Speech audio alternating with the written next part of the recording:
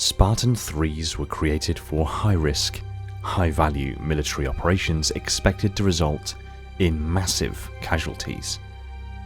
Missions often referred to as meat grinders. Oni would deploy entire companies of Spartans directly at major Covenant threats.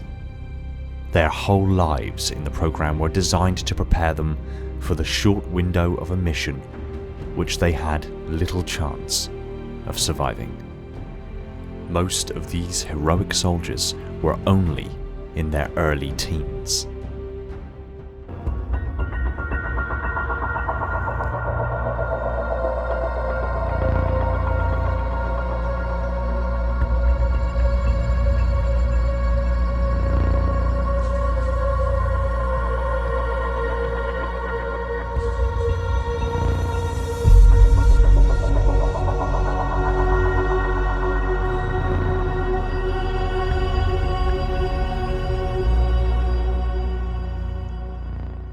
Hey everyone, welcome back to Installation 00 and specifically welcome back to the Mythos, where I narrate each individual entry in the Halo Mythos book into their own dedicated videos.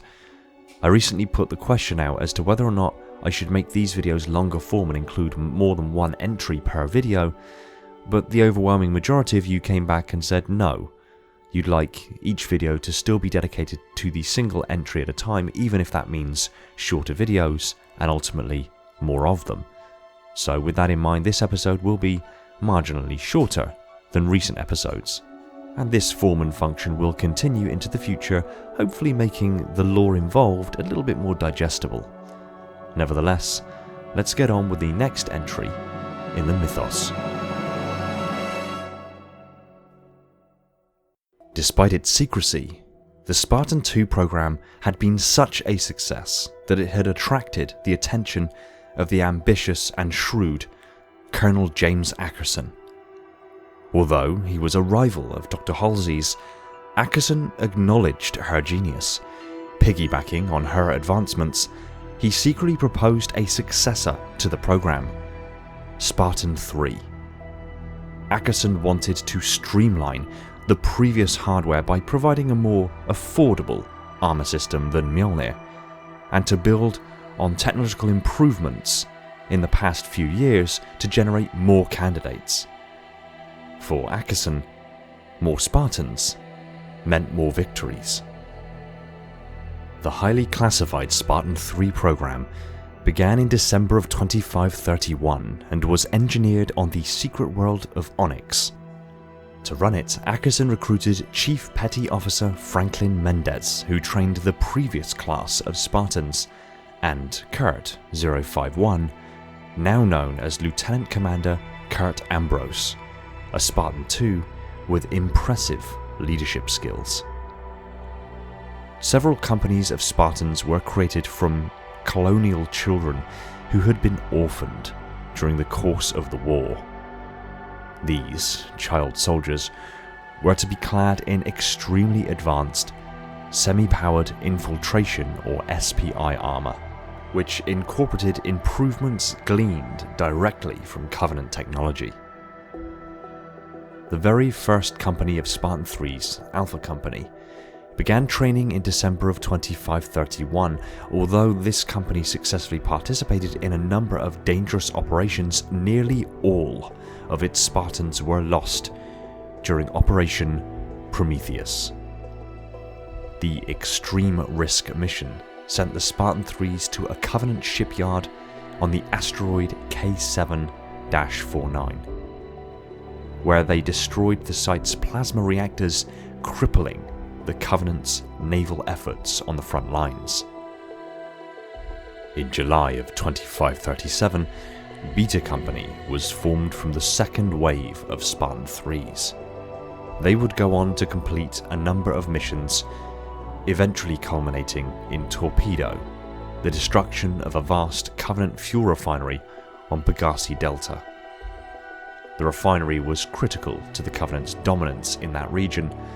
The mission, though successful, claimed the lives of nearly all members of Beta, except for Tom, B292, and Lucy, B 091, who would return to Spartan-III, helping to train the companies that were to follow. In July of 2544, Gamma Company was activated.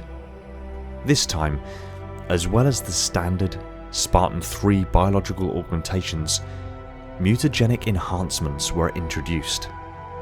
These illegal genetic modifications gave the Gamma Company Spartans more endurance and aggression under extreme stress, but required them to take a stabilizing drug for the rest of their lives. While most of Gamma Company was deployed in 2552, making them the last such company to serve in the war, a number remained behind for highly specialized training.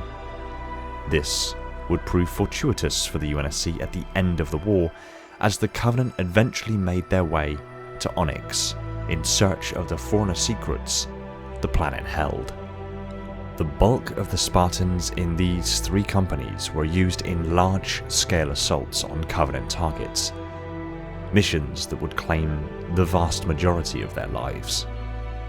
A handful from each company, however, were secretly held back for incorporation into special warfare teams or as part of the Headhunters initiative.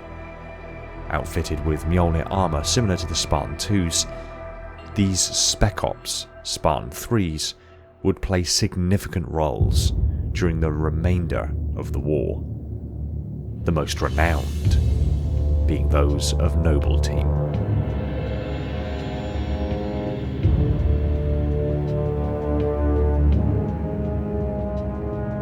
As an addendum to this particular episode of the Mythos, if you want further information regarding the Spartan-IIIs, I have a Spartan-III most detailed breakdown of their augmentation sets that I've linked in the description down below, as well as a most detailed breakdown on the semi-powered infiltration armor.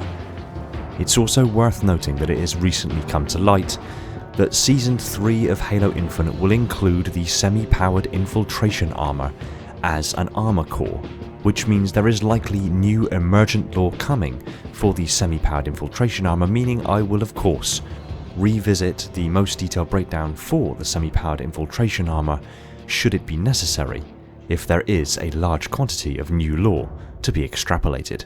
Until then, thanks for watching, commenting, liking and subscribing. I just want to give a quick shout out to my patrons and YouTube members: Spartan10148, my Metarch, Dylan, Falcon X003, Kenwood, Irrefutable Justice, Leon, Neek and Ramiz, my monitors, Alvin, Andrew, Brand, Brian, Cameron, Chris, Darian, Devon, Flaming Halo, Greenblood, Kyle, Legions Lost, Michael, Prophet Bear, Spartan and Wolf, my sub-monitors, my fleet of Strato Sentinels,